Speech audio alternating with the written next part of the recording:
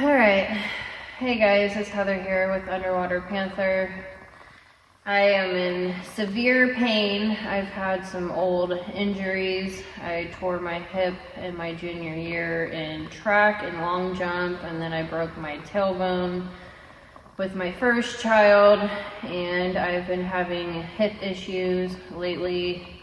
I am in severe pain. My right hip is totally locked up pretty much, so this is like the only angle I can get with my filming, so I apologize.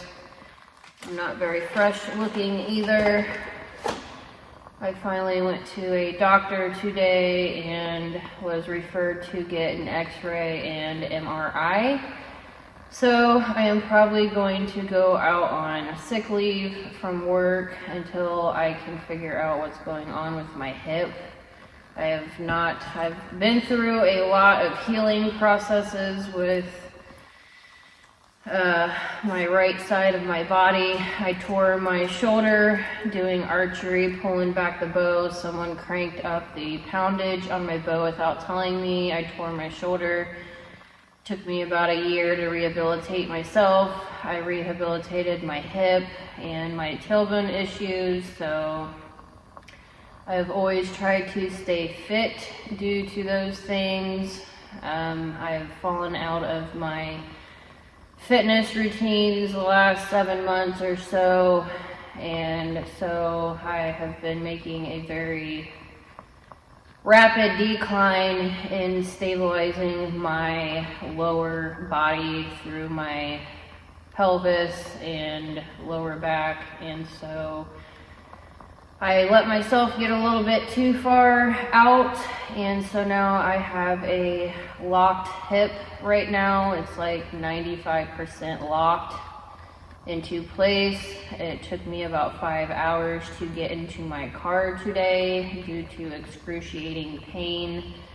I finally thought about lifting up the driver's seat so that I can get up higher and not have to sit down so low.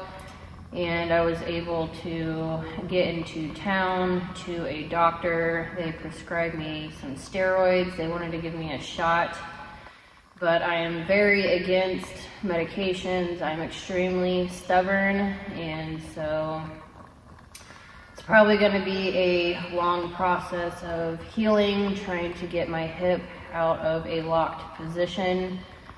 I've gotten x-rays about 2 years ago. I went through therapy to, I was on a retraction table and they pulled my spine out a little bit. I've got lower spinal issues as well. So, that is currently the update on my life.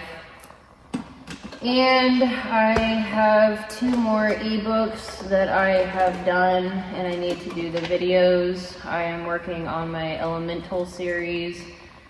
I did the water and the fire signs, and now I'm going to go through the air and earth signs. I did my air video. I actually just remembered that. I need to edit that, and so today I think I will do my Earth Sign series video. It's pretty much doing the 3 astrological Earth signs, Taurus, Virgo, and Capricorn in a nutshell. So these ebooks are going to be a lot shorter than my ego ebooks. They are about 150, 200 pages on average. This book for the earth signs will probably be 25 or so pages long, and I'm selling it for $11. And then the larger ebooks, I have done Taurus already. That was the second book that I had published online, and that's probably around 200 pages, and that is $33. So I cannot get comfortable, and it is what it is. So I'm going to pull up my Earth Elemental nutshell ebook. Alright, so I hope you can hear me. I know the lighting isn't great, but it is what it is. So, yeah, this ebook is 33 pages. I've been seeing the number 33 actually for a while, and that's kind of hysterical.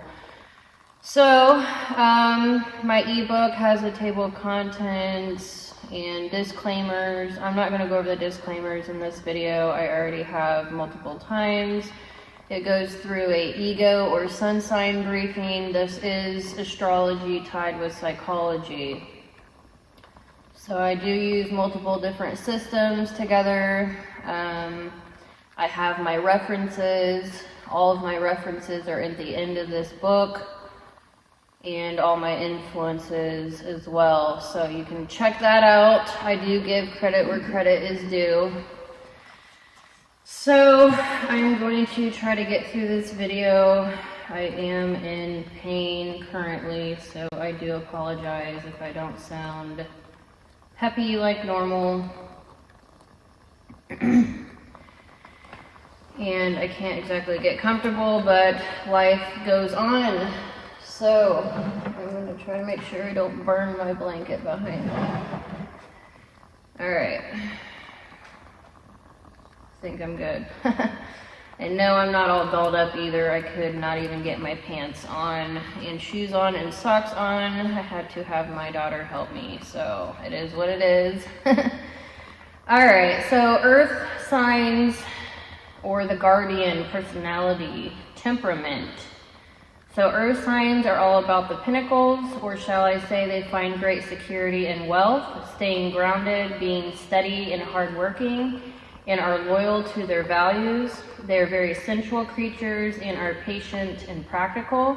They tend to want to surround themselves with either high-value treasures or can cling on to old heirlooms and have a hard time letting things go. Earth signs represents nurturing, caring, growth, shape and form, being able to see something take shape and form, reality, scheduling, structure. So the earth signs are Taurus, Virgo, and Capricorn. They are goal setters and go-getters and don't let an obstacle or setback get in the way of what they want. They're not always fond of change, but if it happens, they'll adapt accordingly. They're known for being extremely sensual lovers, so we're talking about the 5 senses, and I will break that down here in a little bit. Whew. Alright, so earth signs are very practical. It's all about the concrete, stability, growth, and systematic thinking.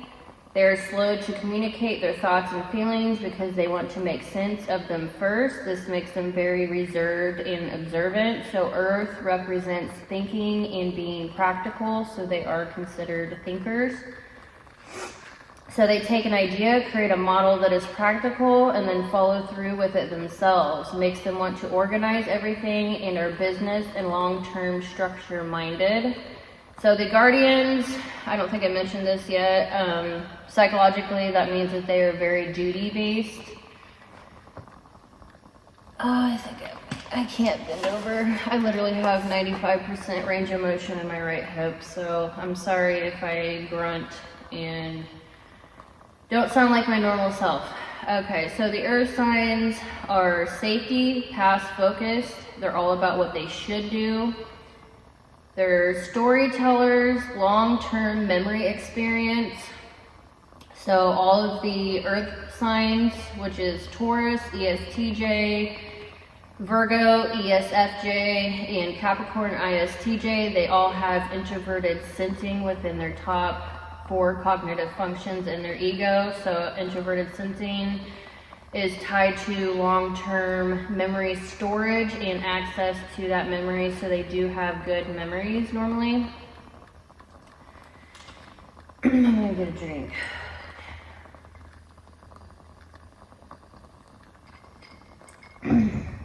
Okay, so the first axis of distinction in language use, we have abstract versus concrete. So all of the earth signs in their temperament are concrete based. If you're more concrete by nature, you will more often think and talk about tangible realities backed up by sensory observation. Your free thought time is likely filled with reviewing facts, images, events, memories, and how things look, feel, taste, and sound. And that was by David Kersey, that quote. Concrete keywords, we have skepticism, dismissal, disbelief, tunnel vision, hyper-focus on details, seeing before believing, work with tangibles, live in real world, and they're very down to earth. I need to try to move this up a little bit, maybe. All right. Perfectionism is kicking in. I had to make it look right on the page. All right, so where was I? All right, so they live, okay, work with tangibles. This is concrete within their, oh my, earbuds turn on and off sometimes. I think they're good now. Okay, so they're concrete within their temperament, and concrete also represents working with tangibles, live in the real world. They are down to earth. They have common sense. Experience, experiments, observes, perceives through the 5 senses, asks what is, present and past focused, proven, and realistic. So they are very, the fire signs are the ones that are truly in the moment. They live in the moment, they don't think about consequences. The fire signs have extroverted sensing, so they don't actually have long-term memory storage and access, so they tend not to learn from their mistakes. But the earth signs, they can remember the past, and they are also present focused, so they are not going to be as kind of like sporadic, or they think a lot before they do things. They think about the process and the steps that it takes to get to something, so they are planners. And so they're not like the fire signs and the fact of just going after something, jumping off the cliff without thinking about the steps and processes to get to something. So the second axis of distinction and language use within their temperament, we have affiliative versus pragmatic. So the earth signs or personality types are affiliative. Affiliative focuses on what's right, priority of cooperation and agreement. They want to check in with social norms and values of the collective group within family, work, community, whatever group they are in, including romantic partnership. They need to find roles in people getting along and sharing time served within their roles, and they can still be independent thinkers. They just want harmony and cooperation in groups especially. So the pragmatic signs, like the air signs and the fire signs, they are very independent in their thinking and decision making. They won't check in with people before making a decision. And then the water and the earth signs are all affiliative. So this is a huge thing to understand, especially romantically, and even understanding leadership within a group. This is extremely important to understand affiliative versus pragmatic. The pragmatic people tend to emotionally disconnect from the group and obligate people more. The affiliative, the earth and water signs, they're very role-based, duty-based, responsible for the group, so they are not going to be as emotionally disconnected from people, and making sure, you know, kind of like leading from behind, making sure that everyone is doing their part. Being affiliative can make one be a potential risk of being a doormat and being too concerned with others. So that is the downside of being affiliative. So the final or third axis, it concerns where people focus their attention. And we have structure or systematic versus motive or interest based. So I like to use systematic versus motive-based. This is psychology. So they are systematic. This is their focus. Systematic, they like to understand the systems of culture. They like to have a method, and they do have expectations. They know what's at stake. They know the rules and processes. They can make great lawyers. They need structures in a situation with clear processes, rules, outlines, norms, methodologies, and models. They care about the order of things. They cannot function in chaos like motive-based people, and therefore they bring organization. They think in terms of systems, frameworks, models, and labels, focusing on what is the order. How is this organized, the sequence? How does this fit together? What pieces are missing? They need a way of doing things or a method. They're very methodical. They like to develop systems or methodologies to solve problems. They can create processes. Control types will implement them as well. Outlines, rules, social norms, professional norms. They like to dress up properly. They use a scientific method as their model. They're trying to build things for others. They can get lost in all the details and miss the ultimate purpose. They can tend to forget the purpose of the interaction to begin with. So they can be very, very consistent and routine. And they can be too focused on the details and miss out on the purpose behind why people are doing things. People don't always apply to their own systems. All right, so we have Taurus.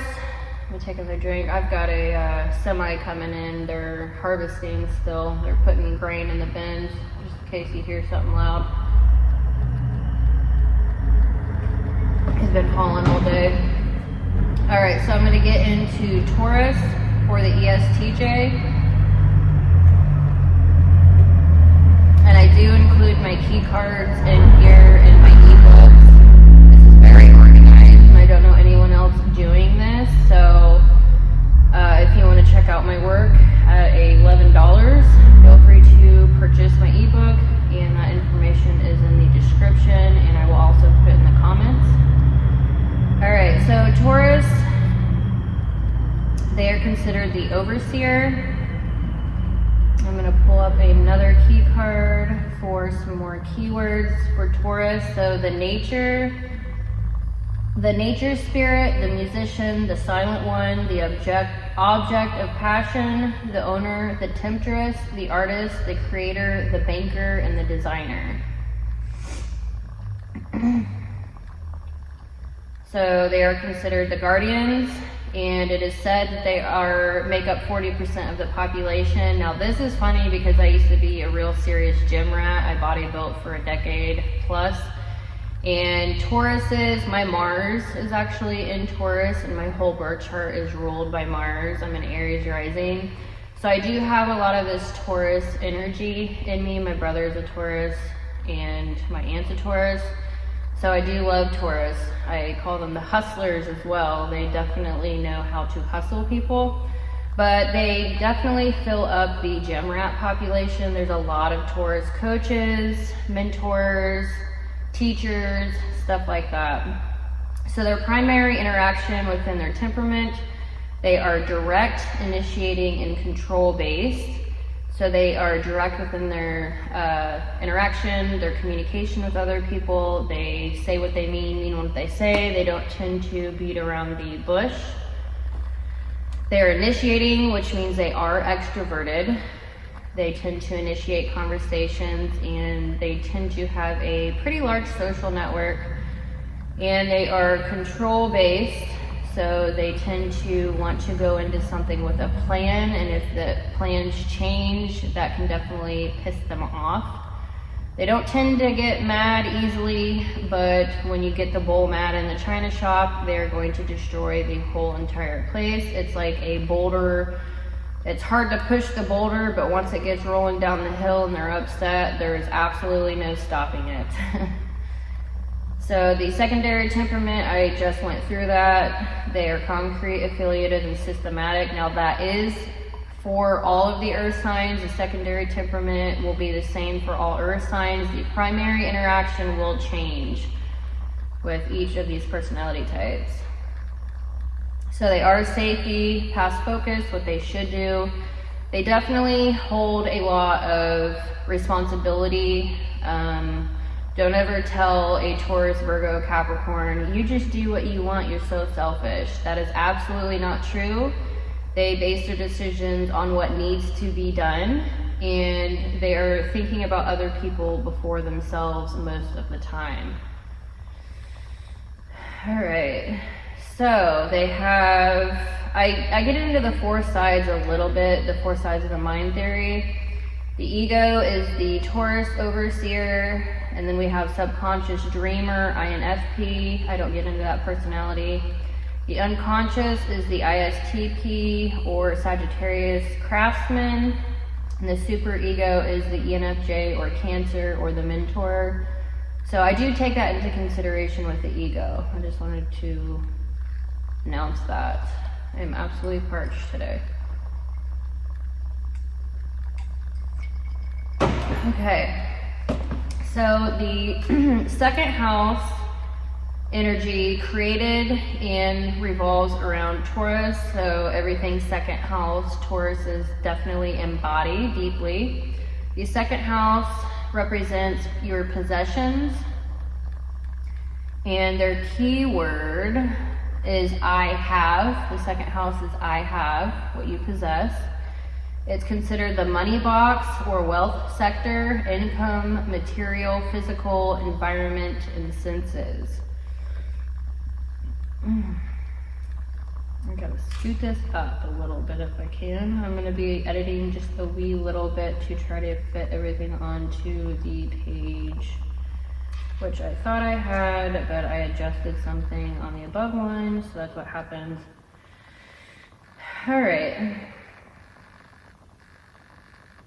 All right, so the second house, I'm gonna break that down a little bit more because it is important. This house relates to what you own in life and what you will acquire, your income and financial prospects. The second house also tells how you feel about money and possessions and gives clues to what kinds of things you want to surround yourself with. To some extent, it shows your earning power and ability to handle money. It also represents what you value, people, places, things, concepts, etc., and how much they impact you in your life. This is the house you can see what you have to offer the world through your internal gifts, talents, and traits, and externally, the physical things you connect with and add to. It's known as the house of where you're planting seeds and building your self-esteem. So Taurus is, I don't think I mentioned, they are a fixated personality, and so they are fixed in spring mode. So spring, we are sowing our seeds in the fields.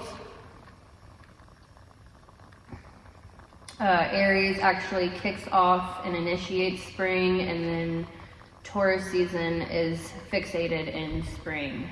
So keep that in mind. All right, so Taurus people, the symbol is the bull. Ruling planet is Venus, ruled by the second house, element earth, mode fixated, and keyword is possess. Like I said, Taurus people revel in the pleasures of life. They crave the security and comfort of relaxing in the warmth of their home environment. They value the senses and the enjoyment of material things. They are willful and sometimes can be very stubborn. I'm extremely stubborn. I am so stubborn. Like, it's funny because the doctors will be like, oh, it's the farm kid. We all know that farmers don't come into the doctor unless they are literally dying. It's like a running joke. It's hilarious. But yes, I'm extremely stubborn. They are willful and sometimes can be stubborn. With a large capacity for kindness, they are steadfastly devoted and very, very loyal. So the mode is fixed, so it's fixated on its own. And then the element earth represents thinking and being practical. Taurus is fixated on their own way of thinking and being practical, and are known as one of the masters of the 5 senses. They understand the 5 senses from the left side of the brain, logically and in an extroverted way, and they need to deliver the ultimate experiences through taste, touch, and, you know, the 5 senses. I didn't write them all out, I just put etc., but you know what I'm saying. And the right side of the brain, taking in the 5 senses, they want to receive all the sensations and be a canvas upon which others paint upon. So this means they are left brain dominantly, logically, but on the yin of the left. So you have the left and the right side of the brain, and then you also split the left and the right in half. So they are left brain dominant, so they are masculine, but they are yin of the left, so that does make them rather feminine. Going within their thoughts and practicality, can be passive and non-expressive until they make sense of what they communicate. They are can be very reserved and conservative. When they are communicative, they are not so much expressing their feelings like water or thoughts like air, but they want to take action on things. They'll take their feelings and thoughts and make a shape and form out of it, like making money or do whatever first. And they base their decisions on logic, not feelings, because they need to be practical. This makes them a thinker, not a feeler. I'm going to have to kind of adjust myself because I am like seriously in pain for a minute. I gotta adjust myself, sorry. Oh gosh, okay. I have to bring my foot down. All right, let's keep going here. Get a drink.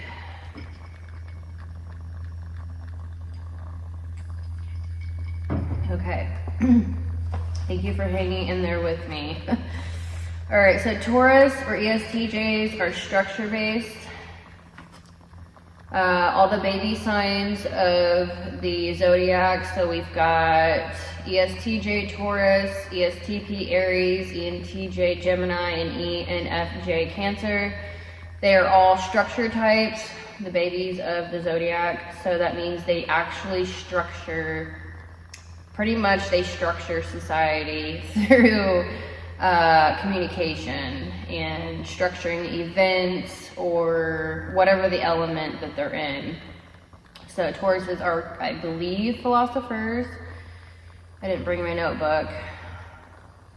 I'm pretty sure they're philosophers, so they're structuring the thinking realm. So they are structure-based and like to take charge. Their temperament includes living in the concrete, like I said, the what is, affiliative, what is good and right, and systematic. Their leading interaction style, direct, say what they mean, initiating, go to others for information, and control. They're very organized and cannot function in chaos like some. Their virtue is serenity versus their vice, which is chaos. Isn't that ironic? They're consistently trying to create an environment of Zen. Peace is everything to them. If they cannot create the Zen, they will create chaos or allow it to occur so they can be elected to bring back order. So this is also a thing that Libras and Scorpios do. I always say that Libras, they're the scales. They like to balance things, justice and harmony. So they want to have order and harmony according to their own standards, so they literally will inject chaos into a situation. And a lot of the times people won't catch on to this, but they can pull on people's emotions, get people razzled and dazzled emotionally, so then they can be the logical one to come in and bring order, so people look up to them and they can lead in that way. They're grounded, methodical, and practical. Comes from the desire to feel secure and stable as they move through life. They may find themselves stuck if they don't take the leap of faith. They need to learn to feel grounded in their power, but be adaptable enough to surrender to the flow. Taurus or ESTJs are stoic and traditionalist in their temperament. They try to be proper and do the right and good things. They want to be team players on the field in their maturity. They go to other people to make sure they're in the know. This helps them maintain their comfort and safety. They try to surround themselves with other people who have proven track records of success and who are more intelligent so they can gain access to that knowledge, because they're always worried that they are not smart people. This is why they're constantly going out of their way to find out what other people are thinking so that they can develop a good opinion. So they do have extroverted thinking. I'm an introverted thinker, so I do a lot of my researching on my own accord. I'm an introvert as well, so they are extroverted and they tend to go to other people to gather information and opinions, and also their self-worth. And they're very much so about their credentials and how people view them. They're all about personal beliefs, not necessarily what is true. This is why they can get caught up in believing things that are not true. They need to be sure to verify their information. They don't want to look bad in front of other people. So keywords, we have reliable, grounded, patient, creative, motivation to find true self-worth, challenges, slow, stubborn, and overindulgent. Affirmation, I am worthy just the way that I am. I do tend to call Tauruses the wall, the brick wall, because regardless of their environment, they are not scattered. They tend to, I like to say that they weather everyone's storms. So they're going to be that solid person in your environment, and no one can push them around. They normally do have really solid boundaries within themselves. They do have introverted feeling, yes, inferior, and that is as well as, so Geminis and Tauruses, they have extroverted thinking hero and introverted feeling inferior. I have wrote about this in depth within my Taurus and Gemini books, as well as I've done quite a few videos on that in my Taurus and Gemini playlist. So if you're curious to learn more about Taurus, check out my playlist and my ebooks. You can find that in the description. That's just an interesting thing that Geminis and Tauruses have in common. Alright, so they're fixated, I already said that, fixated at thinking and being practical. They tend to be in middle management a lot. They reward people based on time served and merit rather than skills and capabilities, so that can be a thing.